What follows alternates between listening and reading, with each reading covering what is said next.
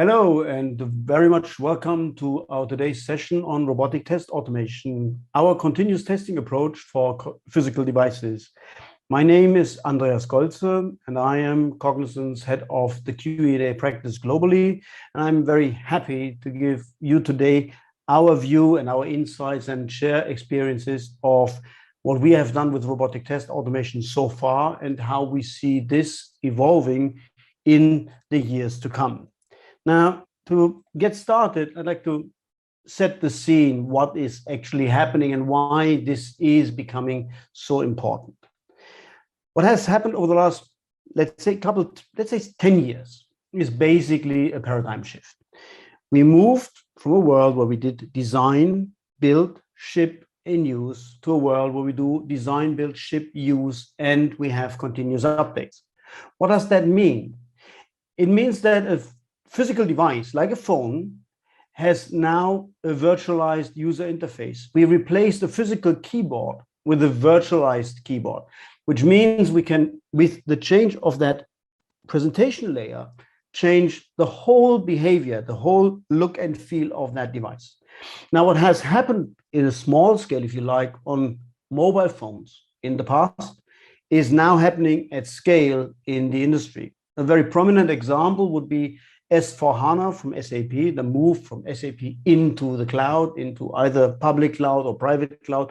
But this whole concept of agility will apply for back-end and legacy systems as well. And with that, they will start connecting devices, will connect different applications into the back-end system. So the same thing, again, we are virtualizing the presentation layer. And with that, give the opportunity to change whole behaviors of application landscapes, but just adjusting software. The extreme example, and technology-wise, the most tempting and challenging one is cars, where Tesla obviously did this in an amazing way. Tesla, as you all know, has an electric car, which is in principle, you could say, a big computer driving. And a good example of how that presentation layer change can change the behavior of the car was when Tesla a couple of years back had a challenge with the sensor for rain. The sensor is built into the screen and somehow it did not work, at least not good enough for the drivers. So what did they do? They reused or repurposed the parking camera so that the camera as well could detect raindrops and used that moving forward as a rain sensor. Now, just think about this revolution, if you like. In the good old days, we would have to take the car back to the manufacturer. They have to replace the sensor, put in new wiring, whatever. Massive effort. With a car where we have a presentation layer and we have the functionality and we can play around with this, we have a complete different opportunities. We can make changes that are, at the end of the day, happening in software, but change the behavior of the underlying hardware. Very interesting concept. Now, take this one level further. In cars, we differentiate between so-called security relevant stuff and, let's say, entertainment or the nice to have stuff. Because the same change could happen with the automatic driving system. The same change could happen, for example, with brakes. So you could, in theory, reprogram the brakes so that when you tip on the brake, it actually accelerates. So you disconnect the physical world from the device that is actually doing the action, and the software in between can literally make a lot of bad and not so nice things. Prominent examples of what can happen is Boeing 737 MAX, and we all know it was sensor data that was not recognized by the software correctly, which led to those dreadful accidents. Another example, not so long back, 2 months back, Porsche, German car manufacturer, had to recall 50,000 electric cars because a software error in the battery pack suggested that the battery was empty, although it was not. Not always, but under certain conditions. Now, that gives you an idea that software together with hardware is an interesting challenge and a new challenge for all of us. What does that mean in the practical world? Now, if you look, digital and quality have to be hand in hand. Aldo Gucci put it very nicely. And for those who do not know, Gucci is manufacturing bags, high-end clothes, and those kind of things. But he said, the bitterness of poor quality is remembered long after the sweetness of low price has faded from memory. In a world where we are used in our physical devices to pretty high quality, think about cars, but think also about your phone, TV sets, home appliances. Engineering over the last 20, 30 years has come a long way. Automated manufacturing is creating high-end products at an amazing quality. Now we add software to the whole thing, and software becomes a very integrated part. You will not differentiate anymore in the future in digital. Is it a hardware? Is it software? It is at the end one thing.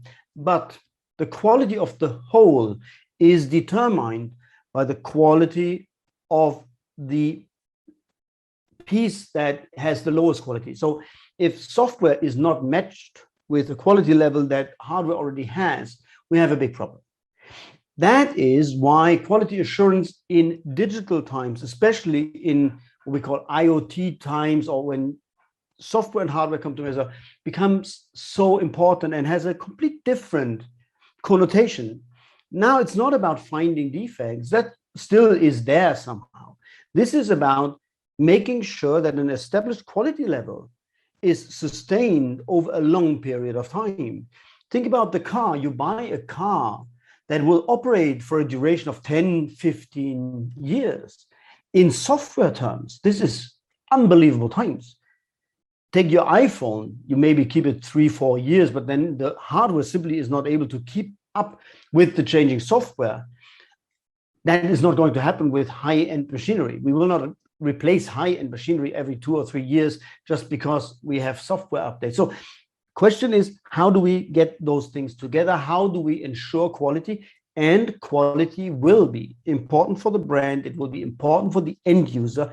At the end of the day, it becomes a feature, it becomes an element of the total experience that you get. Now, what does that mean for us? If we do quality assurance in the digital world, in the digital journey, we have 3 pillars, if you like, and that comes from the functionality. We have on one side core modernization. That is the SAP stuff I mentioned earlier. The core has to modernize to cope with the new capabilities of new devices of the new digital world. Then we have this whole, we call it digital transformation, where we are moving things into the cloud. We establish AI, we use big data, we are using microservices. So we are, for example, opening up omni-channel banking. So the direct interaction becomes a little bit more indirect because we are putting in layers between the offering party and the end customer, which gives the end customer much more abilities and flexibilities and gives room for complete new business models. And last but not least, Industry 4.0, IoT. I already mentioned the cars, I mentioned the phones, but that will happen with all kinds of machinery production capacity. You will find that those 3 things all come together. And again, quality is a determining factor for the success. Now we need to, in all cases, to do what we call continuous quality assurance or continuous automation, using automation and AI, because we will not be able to run full-scale test scenarios moving forward. We'll have to reduce, we have to focus, we have to make sure that we get exactly what is required in any given scenario so that we then can do the right level of testing. So that's the job, and that's how we get it done. Now, today I want to talk about continuous automation and focus on the right-hand side of that picture, on the area where we have the physical world merging with the digital world. And give it just a couple of examples. Most of you have already seen that. Point of sale terminal is something that has happened or has been around for a while. Nowadays, you have Apple Pay. You can use all kinds of devices interacting with the point of sale terminal, where that is completely different from what it used to be in the past. Amazon is setting up shops now in the US where at the point of sales point, there will be cameras. People will monitor everything they take, put in their little basket, take out. You will not even see a point of sale. So lots of physical experiences will change completely with IT being there. A big ticket item will obviously be connected vehicles. And we're not only talking about connected cars. It will start off most likely with connected service vehicles at airports in closed areas where it can be better controlled, but it will also include maybe train systems that are more and more getting automated. We have that with high-speed train networks that are already in parts running at least partially automated, but will become fully automated. And last but not least, another very big area, which is very much in the focus at the moment with Corona, is healthcare devices. Just to give you a couple of examples, dialysis machines, X-ray machines, all these devices today already are connected devices, meaning they have a link into the internet. Patients' data will be in the cloud, functionality will be upgraded over the air, but in all of these cases, quality is a prerequisite for it to work, meaning before you make any of these changes in the software side, you have to make sure that the final rollout is flawless, because the people who are operating these systems expect the system itself to operate flawless. Think about the dialysis machine. Can't be that there is a system crash in the middle of that. Planes, we already had that example. Connected vehicles, points of sales. Point of sales would be only maybe money loss, but because of the scale, it can become a major incident and a major problem. The market for these devices will move from 30 billion in 2020, according to analysts, to something like 72 billion in 2025. And there is a tremendous demand, obviously, for software, and there is a very big demand for testing. Now, how do we get all this testing done? We have, on one hand, the software, and how to do testing of software and automate testing of software is something we fairly well know, and that part will not go away. But now we have, at least at one end of the value chain, some sort of a physical device. And a physical device we can simulate, we can emulate, but at the end of the day, if you think about a touch screen, somebody will have to press buttons on the touch screen. Somebody has to make sure that the touch screen layout is exactly as planned, that the functionality when touching something is working.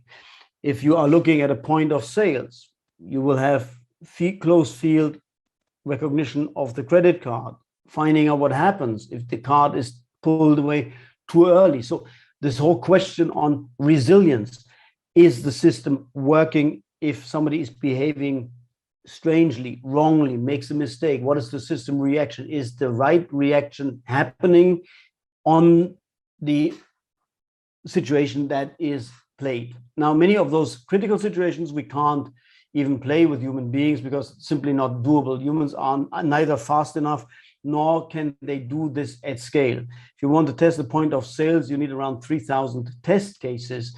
And if somebody has individually to press buttons and do that work at the point of sales, do the math. It's already difficult on a screen to make no mistakes when manual test execution with physical devices, that is even going up. And certain things are flat out dangerous. We are testing today devices for connected home, and certain things like, for example, fire, smoke would simply be hazardous for normal human beings as testers. So there needs to be something else. Last but not least, and that's a very big one, most of the devices that we are using that are getting rolled out are regulatory devices, meaning there is by law certain quality assurance measures that have to happen before they can be rolled out. Typical example are all the medical devices. You don't want a medical device to go out without being tested, but it's not enough to say it was tested. You have to document the test. And today, that is a pile of paper. In times of tablets, thanks God, it is already electronic. But wherever in this process of an individual doing something, documenting the outcome is happening in regulated environments, you need 4I principles. So that means every work needs to be checked and double checked by somebody else. That is a massive cost factor. It's a time factor. And the worst part is it is very error prone because humans are making mistakes. And that's nothing bad about it. It's actually sometimes even interesting and funny, but not something if you are in the governing board for a life science or for a medical device company, nothing you can accept. And everybody who is familiar, if you have time, look it up. Boeing spent tons of money on that problem they had with the sensor. Testing would have been much cheaper. I'm not talking even about the people dying, that was bad enough, but the consequence of grounding all aircrafts, the reputational damage to the brand, this is going on and on and on. A company like Porsche having to call back 50,000 cars, and we're not talking about cheap cars, we're talking about high end. They are proud of saying we are delivering high quality, and calling back for a software error seems not to match up with the picture that they want to show of their brand. So those are the challenges. And now comes the question, how do we solve this? We have started 5 years back building robots. It was very crude little devices, and they were all handcrafted by our colleagues in offshore and sometimes in on-site, but they were basically moving arms that pressed buttons, very simple at the beginning. Then what we found beginning of this year, we started focusing on, is there a better way of doing that? And what we found is that we are able today to get robots that are called so-called cobots, meaning collaborative robots. And we have two that we are using today. The left one is Sawyer, and on the right side, we have our second robot that we're using. The price point is a little different. We come to that in a second. But the important part for us is that we now have industry scale robots, cobots, that are able to do fully automated testing of physical devices. We are integrating them in our end-to-end automation process. So they become, for those of you who are a little bit around, there used to be tools for capture replay. Windrunner was one of the prominent examples today. It's Qualitest, Quality Center. But those automated tools are enhanced now with, if you like, a physical component. They are all obviously programmable, connected to the internet, and industry scale. They are able to operate 24/7, and we'll show you in a second what they can do, but they are able to replace human action, not in all cases to 100%, but to a very, very large degree. So this is really a milestone in terms of automation capability from what we used to have to where we are today. Now, what I want to show you is an example of Sawyer, that's the little red robot, doing testing of a point of sale.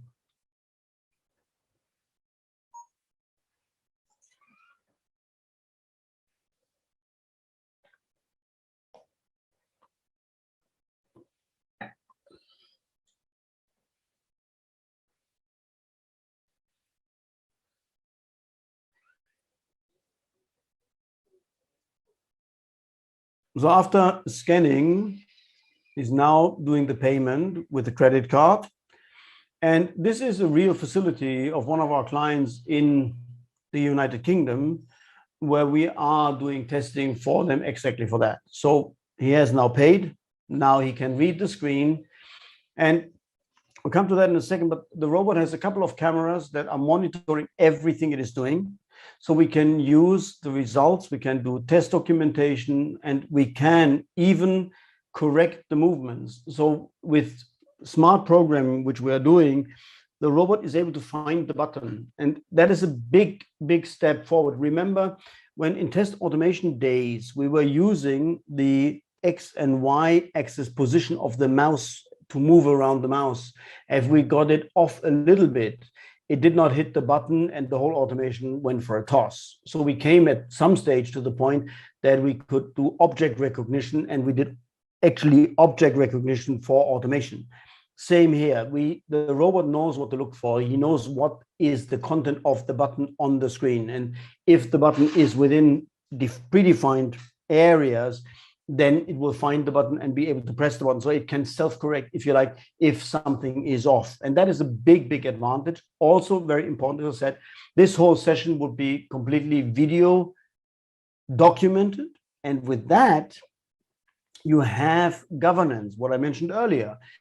What used to have been done by 2 human beings can now be done by 1 robot who does not make mistakes. And if he does mistakes, everything is fully documented. So you have a full track record of everything that happened, and it is all electronic. So that is a very, very big advantage, because you're not having this whole media disruption between paper and different devices. You can literally test cases, go onto the robot, it checks the status of the machine it's checking, executes, documents, all testing, stores everything back.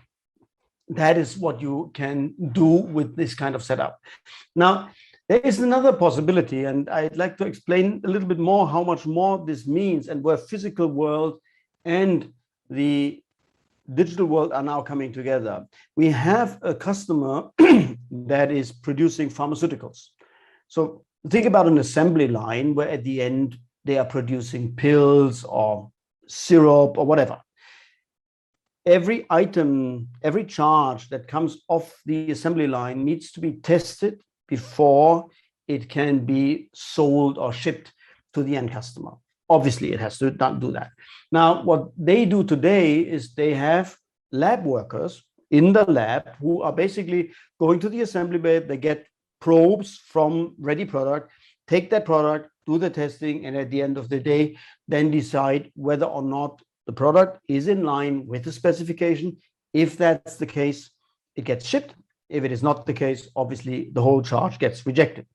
Now, what we are doing now is, and that's a pilot we are running as we speak, we are doing automated lab control. So the same robot, Sawyer, and because we can't film in the lab where we are working, we had to basically use a trick technology, but it basically takes the pills, they get crushed. It's the same process that a human being would do.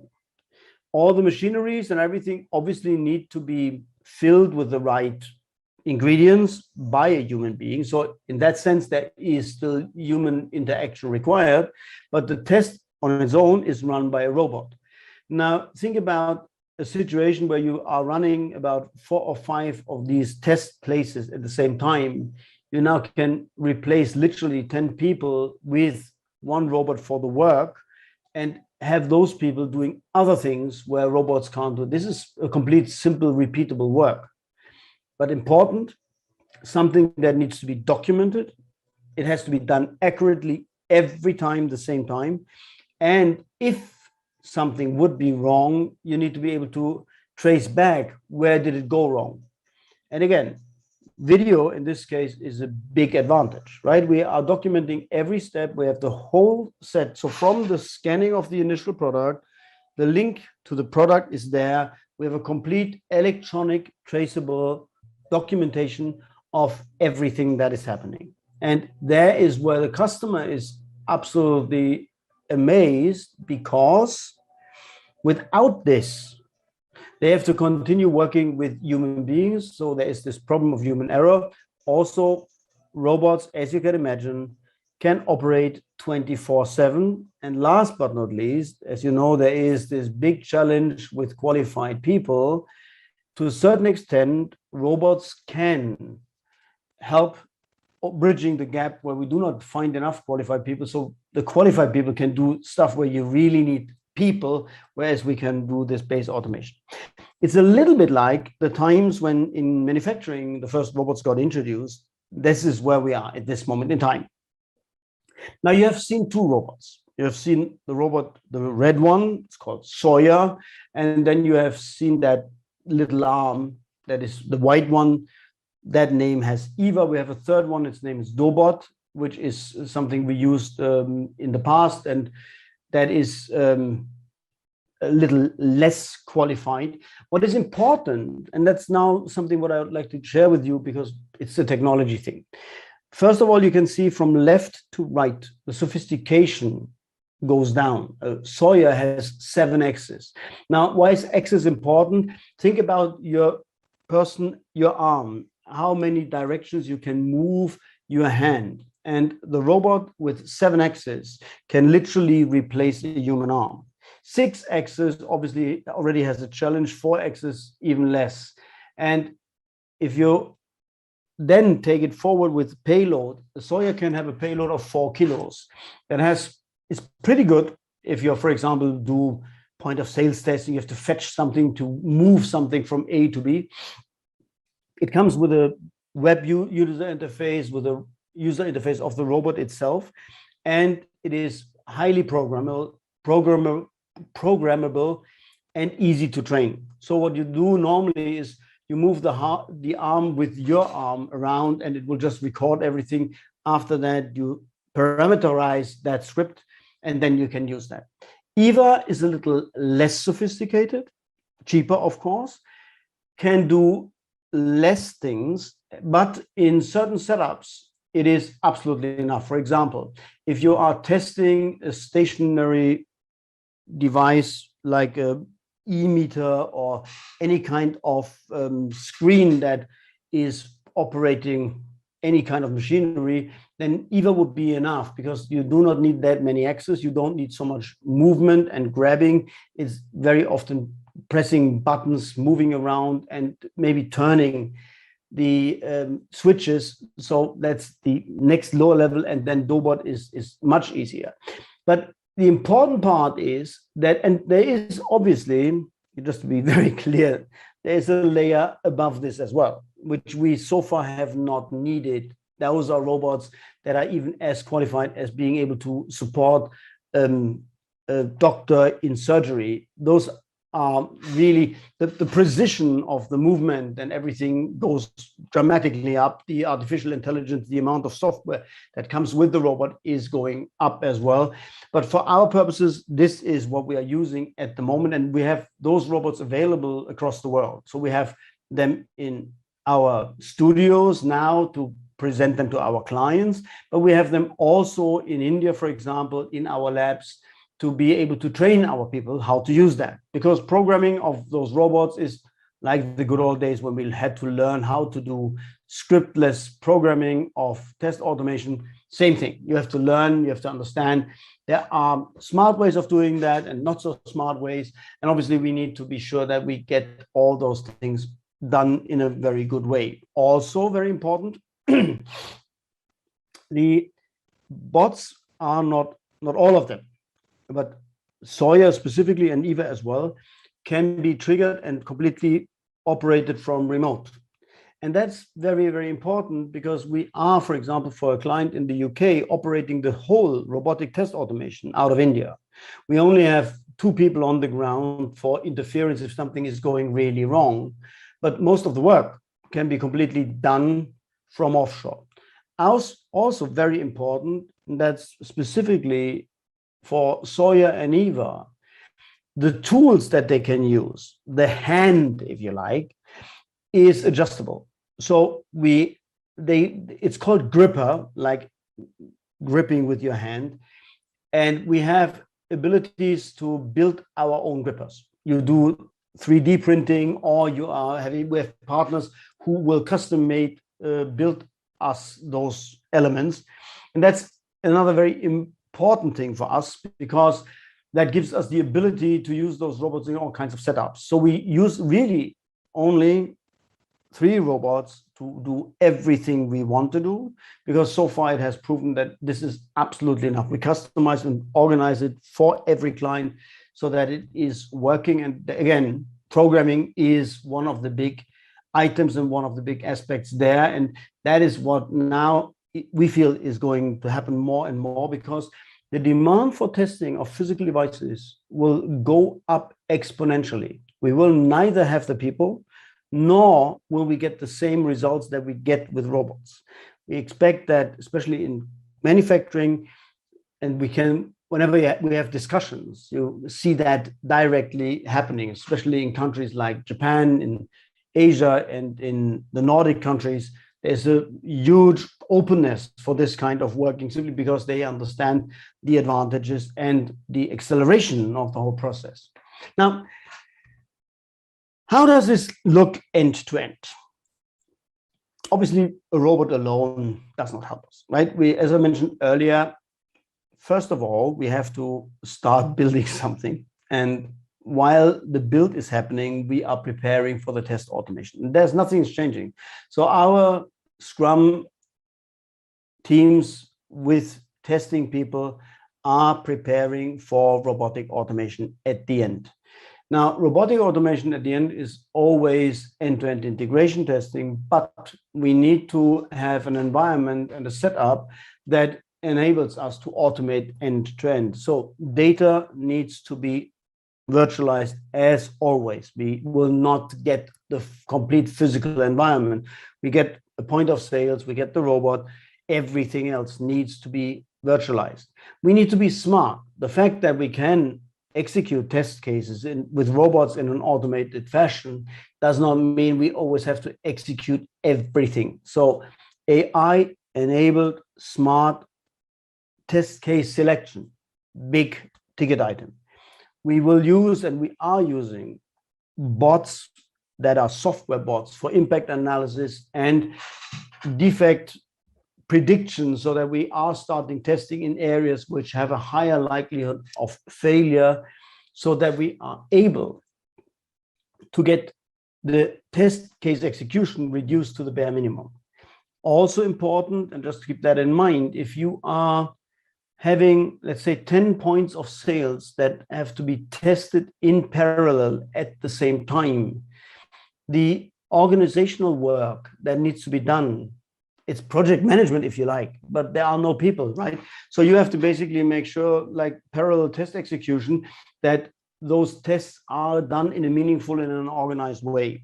Also, questions like performance testing and certain checks on usability require quite some attention. So there are certain tests that are programmed and built with this new capability that we have not done before.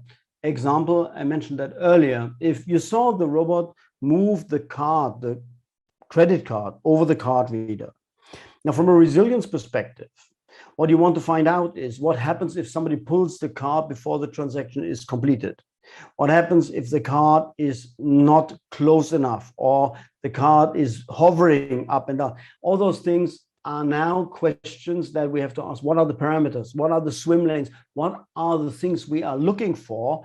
And again, being a tester, you would want to go for perfection, but nobody can pay for that. So again, it comes down to what is the smart way of getting it done? What is the 80% test case you need to execute, and not what is the 100% that would be nice to do? So those are all the questions that we are dealing with at the moment, and that we are helping our clients to get through. And it is an opportunity for all of you. So whenever you are interested, you can drop me a note, or we can go on our Cognizant webpage, where we have in our Q&A section all the links, all the people, use cases, as well as the video documentation, and start understanding more how we can make that relevant for you. But I think you will find that this is a pretty impressive opportunity to really take testing to a complete new level. And I'm really excited about us being the first ones doing that. We had a session with analysts with Gartner, and they were very clear that this is, again, one of the examples where we are showing thought leadership at its best. And so that is a very cool thing for all of us to use this. And with that, I'd like to open it up for questions. Thank you. We don't have any questions right now in the chat, but we can give people 1 or 2 minutes to see if they start getting in. I see a question getting in. Is the presentation available for download? Yes, my understanding is that all the presentations are available for download, correct? Yes, afterwards we will make the recording available, and also we can add the presentation. Otherwise, if you don't get it, if you drop me an email, I can send it to you as well. Okay, looks like we don't have any more questions. So thank you so much. Thank you, and have a nice evening.